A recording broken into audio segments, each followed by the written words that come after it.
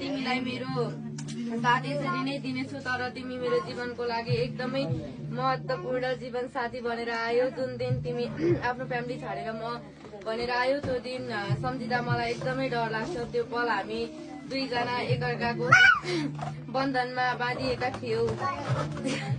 2028 गतिले मैले भने हाम्रो तिम्रो सिउँदोमा सिन्दुर राखेको कसम खाएको थिए तिमीलाई छोड्दिन भनेर। अनि समाजसँग लडेर त्यस दिनदेखि हामी दुई एकजना भएको पनि 3 वर्ष पुगिसकेको